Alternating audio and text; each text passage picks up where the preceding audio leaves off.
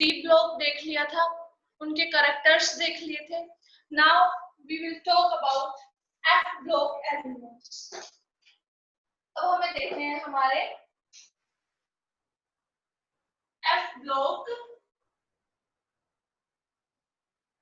Elements, right.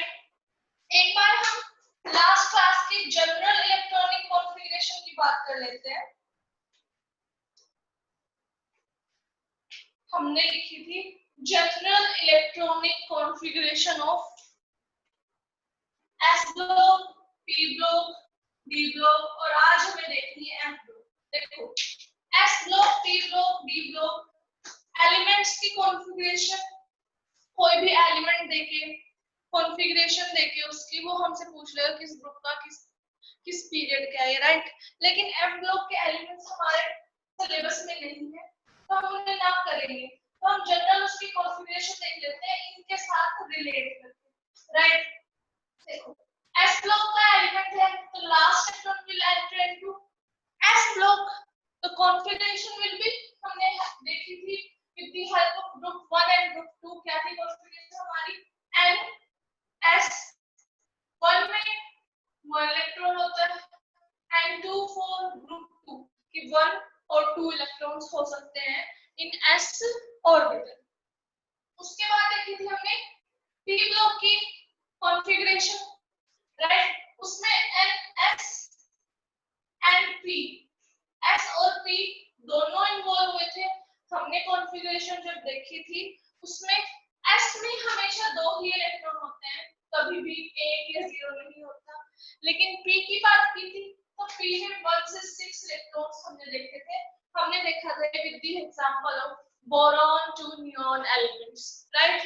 Now if we talk about group D, D block elements किन्हें कहेंगे, जिनमें हमारा लास्ट इलेक्ट्रॉन कहाँ एंटर करेगा, डी ब्लॉक में एंटर करेगा, डी ऑर्बिटल में एंटर करेगा, तो वहां पर हम लिखेंगे डी ब्लॉक एलिमेंट। तो इसकी कॉन्फ़िगरेशन देखी थी हमने, जैसे एटॉमिक नंबर 21 था तो R1 80 3D1 4s2, तो ये n था, ये n-1 तो n-1d और n s था हमारे पास। s में 1 से 2 इलेक्ट्रॉन हो सकते थे, राइट। और d में हमारे कितने थे, 1 से 10 इलेक्ट्रॉन। इसी तरह हम देखेंगे f की कॉन्फ़िगरेशन। क्या देखेंगे, f ब्लॉक एलिमेंट्स की कॉन्फ़िगरेशन। देखो उसकी कॉन्फ़िगरेशन क्या होगी, सबसे चीज ये याद है, अगर डी ब्लॉक वाली तो एफ ब्लॉक वाली इजी याद हो जाएगी। कैसे, सेम बिल्कुल इसी तरह चल रहा है हमें, एन एस n-1 डी और यहाँ आ जाएगा n-2 एफ, राइट। बिल्कुल डी ब्लॉक की तरह चल रहा है, हमने लास्ट में एन ऐसा आएगा, यहाँ पर n-1 डी ही आएगा, बस एक्स्ट्रा में ऐड हो जाएगा 1 नंबर कम। जैसे अगर यहाँ पर है हमारा 6s तो यहाँ आएगा 5d और यहाँ आएगा 4f, राइट। इसका मतलब ये। अब f में सभी को पता है लास्ट इलेक्ट्रॉन f में जाना है, f ब्लॉक एलिमेंट्स है और f में मैक्सिमम हमारे 14 इलेक्ट्रॉन्स आते हैं, तो यहाँ हो जाएगा f में number of electrons 1 to 14। d की बात करते हैं तो f ब्लॉक एलिमेंट्स हैं तो d में या तो 0 इलेक्ट्रॉन होंगे या फिर 1 इलेक्ट्रॉन होगा। d में कितने इलेक्ट्रॉन्स होंगे, या तो 0 इलेक्ट्रॉन्स होंगे या फिर हमारा 1 इलेक्ट्रॉन होगा। और in case of s there will always be 2 electrons in case of f block elements। तो ये जनरल इलेक्ट्रॉनिक कॉन्फ़िगरेशन होगी s p d and f block elements, right. f block elements की भी हम प्रॉपर्टीज लिख लेते हैं। कैरेक्टर्स ऑफ, क्या कैरेक्टर्स होते हैं हमारे f block elements के, तो कैरेक्टर्स की बात की जाए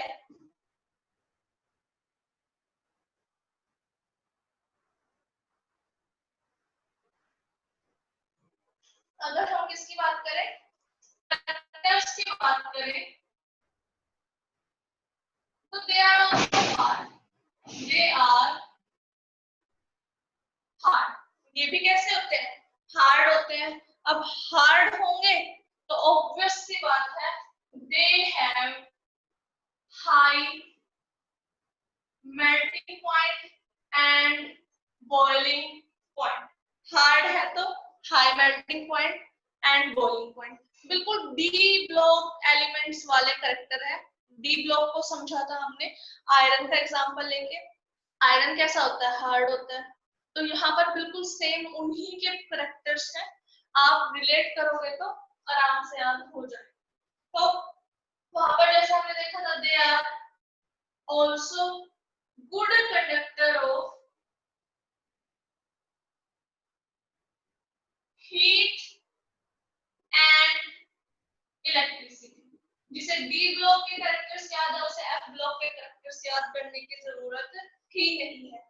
इसी तरह उनकी तरह दे ऑल्सो शो वेरिएबल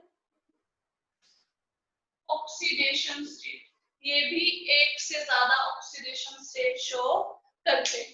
तो ये सब कुछ हो गया हमारा डी एफ एस और पी ब्लॉक के एलिमेंट्स के बारे में, उनके कैरेक्टर्स के बारे में। आप लोगों को मैं मॉडर्न पीरियोडिक टेबल की एप्लीकेशन पहले ही लिखवा चुकी हूँ। अब नेक्स्ट क्वेश्चन है हमारा, एप्लीकेशन देख चुके थे हम, पर हमने उसकी डिसएडवांटेज नहीं देखी थी।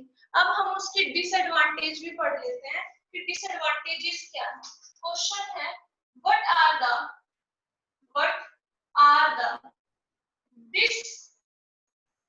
disadvantages what are the disadvantages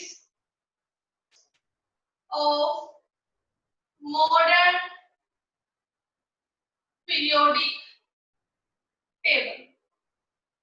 अब एक डिसएडवांटेज तो वही है जो मेंडलीव पीरियोडिक टेबल की थी। वैसे मेंडलीव्स पीरियोडिक टेबल या जो भी पुरानी पीरियोडिक टेबल्स थी वो +1 के सिलेबस से हट चुकी है।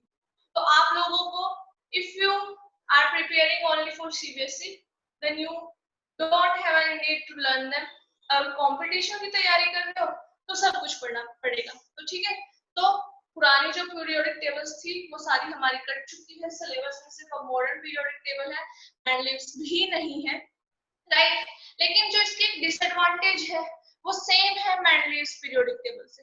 क्या कि उसके केस में भी जो हाइड्रोजन था उसकी पोजीशन कंट्रोवर्शियल थी। हाइड्रोजन एटॉमिक नंबर 1, हाइड्रोजन क्या होता है हमारा, इट कैन लूज और गेन 1 इलेक्ट्रॉन। ये दोनों चीज कर सकता है। लूज करेगा तो behave as group 1, the properties are similar to group 1, and if it will gain electron then behaves as group 17 elements. The properties of hydrogen are also same according to group 17 elements. तो यहाँ पर उसके हिसाब से तो ये group 1 में भी होना चाहिए, ग्रुप 17 में भी, लेकिन हम अब दो जगह पर तो रख नहीं सकते इसे। तो पोजीशन ऑफ हाइड्रोजन, फर्स्ट है position of hydrogen is controversial. जो पोजीशन है हाइड्रोजन की वो क्या है, कंट्रोवर्शियल, राइट। अगर हम सेकंड बात करें, पीरियोडिक टेबल सभी ने देखी होगी, कुछ ऐसी होती है और नीचे हमारे एफ ब्लॉक एलिमेंट्स होते हैं जिन्हें हम लेंथेनॉइड्स एक्टिनॉइड्स बोलते हैं, राइट। तो दूसरे साइंटिस्ट्स ने ये क्वेश्चन उठाया कि जो ये एफ ब्लॉक एलिमेंट्स है, मतलब हमारे लेंथेनॉइड्स एंड एक्टिनॉइड्स है, इनको यहीं पर क्यों नहीं रखा गया, नीचे ही क्यों रखना पड़ा, ये मेन फ्रेम में क्यों नहीं है। ये हमारे जो एलिमेंट्स है ये मेन फ्रेम में क्यों रखे नहीं जा सकते, तो इस बात का भी कोई आंसर नहीं था। तो ये बात भी इसकी डिसएडवांटेजेस में ही जाती। And actinoids are are not placed in main frame of periodic table, are not placed in main frame of periodic table। तो ये हमारे दो डिसएडवांटेजेस हैं कि क्या कमियां हैं इस पीरियोडिक टेबल में जो हम पढ़ रहे हैं आज के टाइम पे। अब नेक्स्ट क्वेश्चन है कि मॉडर्न पीरियोडिक टेबल किस बेसिस पर बनी है। क्वेश्चन है हमारा व्हाट इज मॉडर्न पीरियोडिक। इस मॉडर्न पीरियोडिक टेबल में हम सारे एलिमेंट्स को देखते हैं on the basis of atomic number. कैसे देखते हैं? On the basis of atomic number. तो जो केमिकल एंड फिजिकल प्रॉपर्टीज हैं वो सब कुछ किसका खेल है? एटॉमिक नंबर का। तो बस हमें वही चीज लिख देनी है, लिख रहा है यहाँ पर द फिजिकल। ये बहुत ज्यादा इंपॉर्टेंट है as per competition and as per for CBSE, the physical and chemical, the physical and chemical properties of an element are the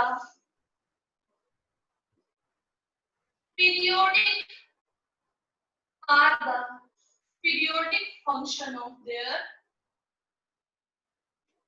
atomic number। सब कुछ किसके बेसिस पर है? एटॉमिक नंबर के बेस पर। और ये है हमारा मॉडर्न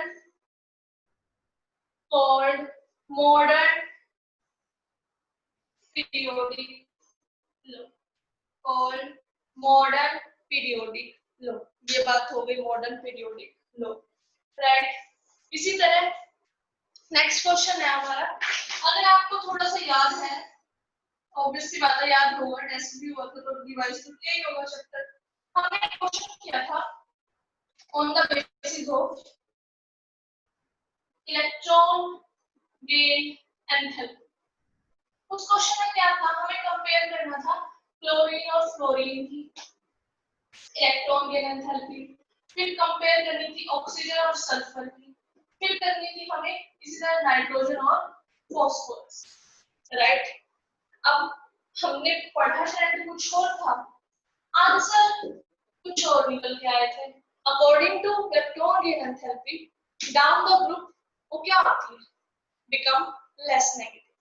पर यहाँ पर हमने देखा था क्लोरीन की ज्यादा नेगेटिव होती है as compare to fluorine, sulphur की ज्यादा नेगेटिव होती है as compare to oxygen, phosphorus की ज्यादा नेगेटिव होती है एज कंपेयर टू नाइट्रोजन। एक पार्ट मैंने कराया था, आपको दो आपको करने के लिए दिए गए, राइट।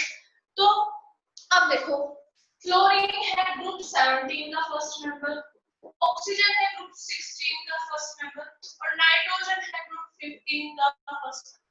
तो नेक्स्ट क्वेश्चन यही है हमारा कि जो ये फर्स्ट मेंबर्स हैं इनका अलग बिहेवियर क्यों है एज पर होल ग्रुप। यही चीज हमें अब देखनी है कि वैसे तो हमने जनरली पढ़ा था, लेकिन जब हमने अकेले अकेले कंसीडर किया तो ये सब कुछ क्यों दिखाई दिया हमें, तो वही क्वेश्चन हमें अब देखना है।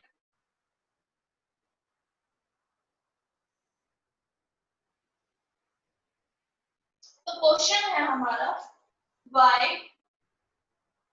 first element why first element of each group show anomalous behavior, each group show anomalous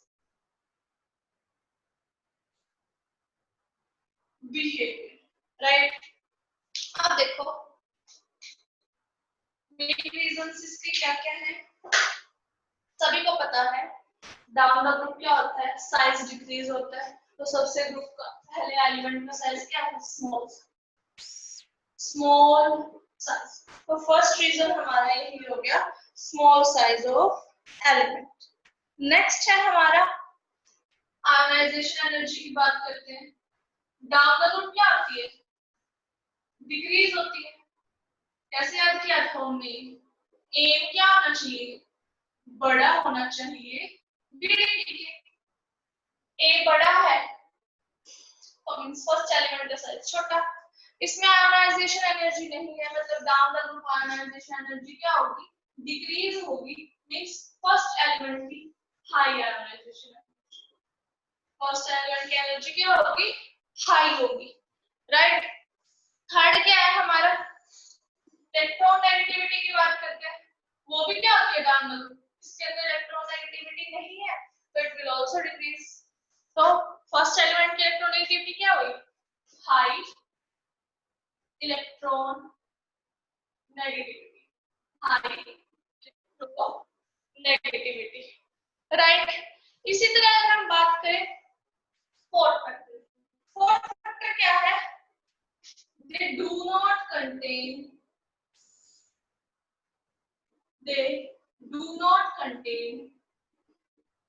vacant d orbital. इनके अंदर क्या होता है, वैकेंट डी ऑर्बिटल नहीं होता। ये वैकेंट डी ऑर्बिटल क्या चीज है, ये हम नेक्स्ट क्वेश्चन में देखते हैं, तो आप लोगों को ये चीज पूरी प्रॉपर क्लियर हो जाए। और कॉन्फ़िगरेशन कराई थी मैंने आप लोगों को, उसमें चीज क्लियर हो ही चुकी, तो अब नेक्स्ट क्वेश्चन फिर से वो चीज ज्यादा क्लियर हो जाए। तो नेक्स्ट क्वेश्चन है हमारा,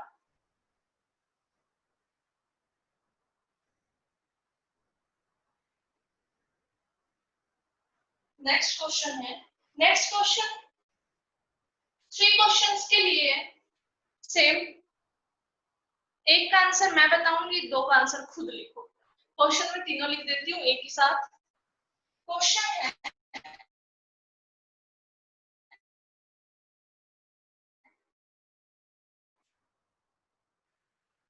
maximum one has maximum covalency for while other element of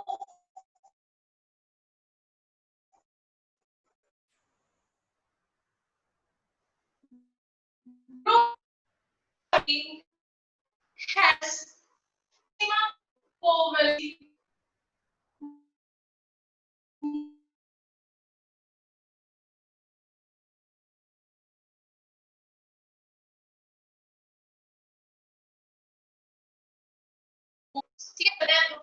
क्या है, y carbon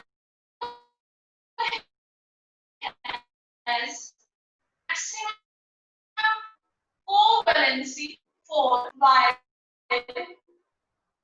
elements of group 40 has covalency more than, right. इसी तरह हमारा थर्ड क्वेश्चन क्या हो जाएगा, साथ साथ लिखते रहना है क्वेश्चंस को। बाय अब कार्बन पहले बोरोन की जगह nitrogen maximum covalency for while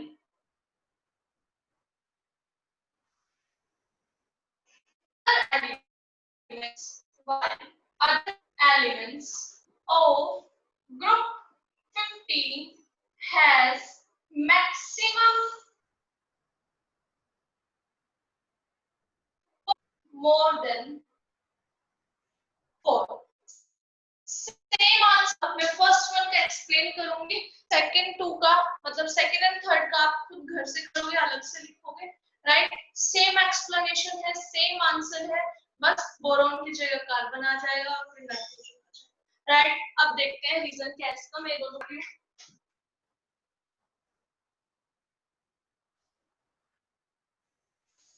reason समझो आराम से। boron atomic number 5, configuration will be 1s2 2s2 2p1, right. बना लेते हैं। देखो बॉन्ड फॉर्मेशन जब भी होती है वो आउटर मोस्ट शेल में होती है।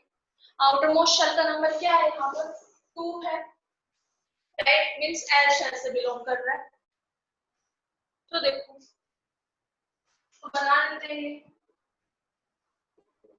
how many electrons 2 and here 1, right.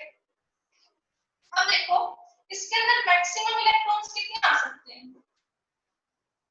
2 है, यहाँ पर अगर मैं एक कहीं से ले आऊं, फिर यहाँ पर 2, फिर यहाँ पर 2, तो मैक्सिमम इलेक्ट्रॉन्स ये जो दोनों ऑर्बिटल्स हैं मिलकर ले सकते हैं। कितने हैं वो, मैक्सिमम नंबर ऑफ इलेक्ट्रॉन कितने होंगे, 8। अब देखो 2 इलेक्ट्रॉन्स एक बॉन्ड बनाते हैं तो 8 इलेक्ट्रॉन कितने बॉन्ड बनाएंगे, 4 बॉन्ड बनाएंगे, राइट। तो 8 इलेक्ट्रॉन्स कितने बॉन्ड बना देंगे, 4 बॉन्ड बना देंगे। अगर बोरॉन को कहीं से ये 6 इलेक्ट्रॉन्स मिल जाए, सॉरी 5 इलेक्ट्रॉन्स मिल जाए, तो कितने बॉन्ड बना सकता है, मैक्सिमम 4 बॉन्ड बना सकता है with the help of 8 electrons. अब इसके साथ का इसके नीचे का एलिमेंट देखते हैं, aluminium atomic number 13।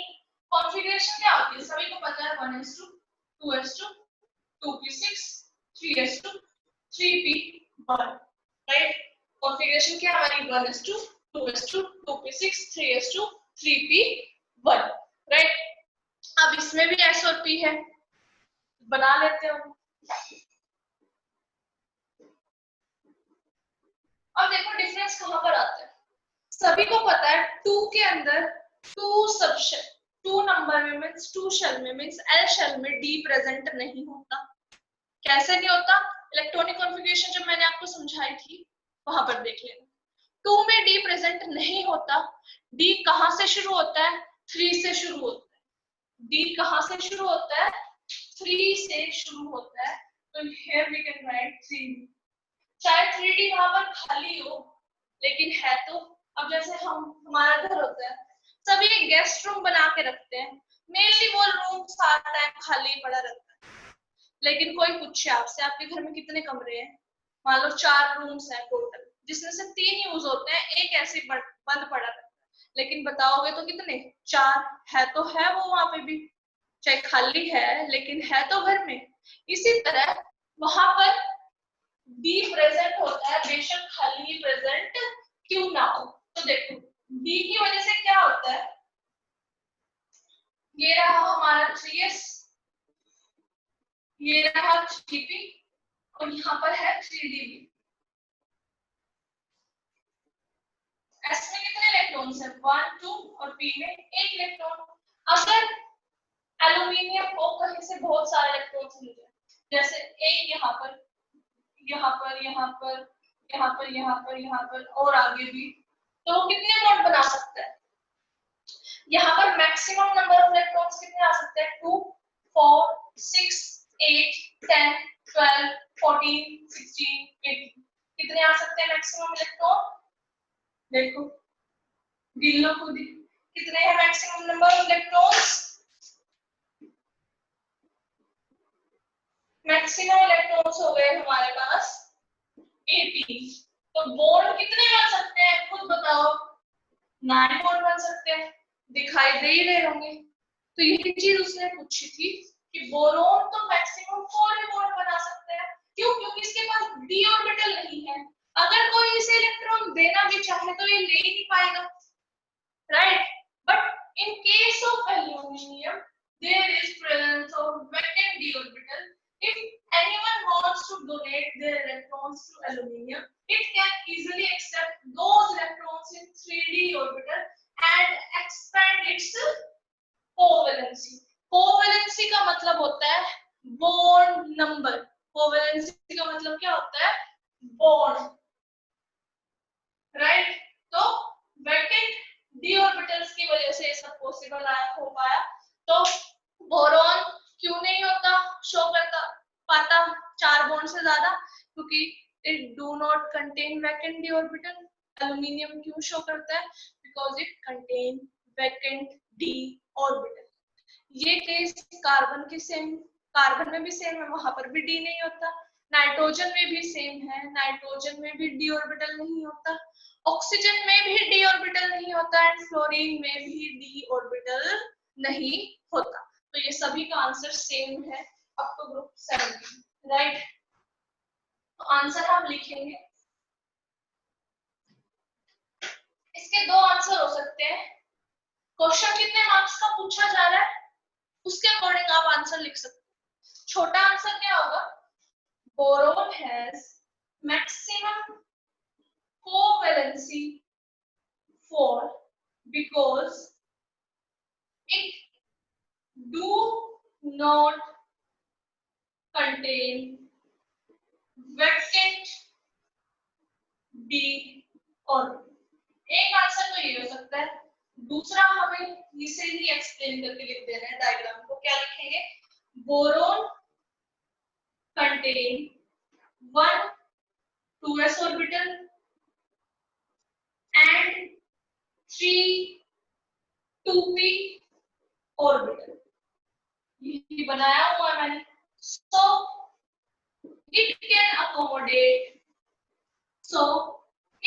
accommodate maximum 8 electron and can form maximum 4 bond, right? So it has maximum covalency. So it has maximum covalency 4, while other elements of group 13 has covalency more than 4 because they contain vacant d orbital, because they contain vacant d orbital। तो reason आपका हो गया ये, ठीक है। यही case हम carbon के लिए एक्सप्लेन कर देंगे इसी तरह, कार्बन का बना के, कार्बन के नीचे जो एलिमेंट है सिलिकॉन उसका बना के, फिर नाइट्रोजन का और साथ में फॉस्फोरस का बनाकर हम ये शो कर सकते हैं। तो ये हो गया हमारा क्वेश्चन, बाकी तो आपको घर से करना है। नेक्स्ट में चलते हैं।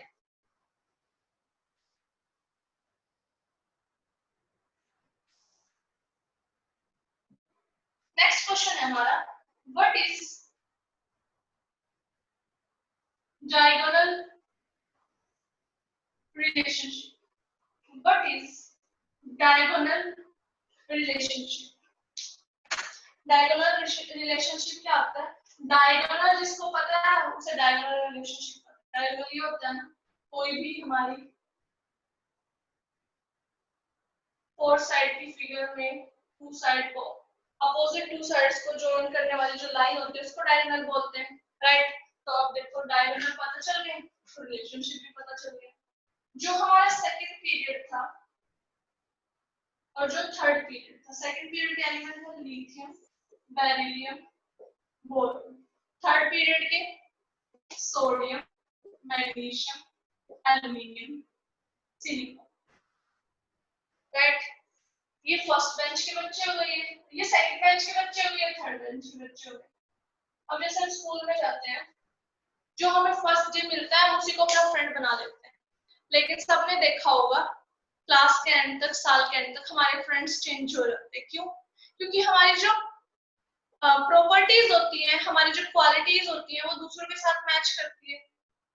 बाय चांस कर जाए अगर, तो हम जो हमारे जैसा होगा उसके साथ रहना पसंद करेंगे। कहते हैं ना संगत का असर, ठीक है। तो जो जैसा होता है वो दूसरा भी वैसे के साथ ही रहना पसंद करता है, सेम क्वालिटीज वाले। तो क्या होता है कि लिथियम है, इसकी प्रॉपर्टीज मैच करती है मैग्नीशियम के साथ, डायगोनल बन रहा है। बेरिलियम किस तरह मैच करती है एल्युमिनियम के साथ, और जो हमारा बोरोन है इसकी प्रॉपर्टीज मैच है विद सिलिकॉन। किसके साथ मैच करती है? With silicon, right. तो ये जो प्रॉपर्टी मैचिंग का रिलेशन था इसी को बोल दिया गया डायगोनल रिलेशनशिप, क्योंकि डायगोनल ही ये प्रॉपर्टीज मैच करती है। तो इसके अंदर हम लिख सकते हैं the properties of second period element, the properties of second period element resembles with next element of third period. क्या लिखा मैंने? The properties of second period element with resembles with element, उससे अगला next element of third period, it is known, होनी चाहिए थी इसके साथ पर मैच कर दिए इसके साथ, ठीक है? It is known as diagonal, it is known as diagonal relationship. इसको क्या बोलते हैं? Diagonal relationship, right? तो ये हो गया आपका डायगोनल रिलेशनशिप के बारे में, ठीक है? अब नेक्स्ट क्लास में हम अपना नेक्स्ट चैप्टर शुरू करेंगे, लेकिन इस चैप्टर में आप क्या करना, नेक्स्ट चैप्टर शुरू करने से पहले 2 से 3 पेजेस छोड़ देना। क्यों? क्योंकि कुछ क्वेश्चन से जो मैं आपको अभी नहीं करा रही हूँ, मैं दूसरे चैप्टर्स होंगे उनकी हेल्प से करा पाऊंगी, तो उसके लिए स्पेस छोड़ देना। अभी इस चैप्टर में जो भी आपको प्रॉब्लम हो, एनी टॉपिक, तो वो आप मुझसे डिस्कस कर सकते हो अभी, ठीक है? सर प्लीज माइक ऑन कर दो बच्चों के। ओके मैम, कर देता हूँ।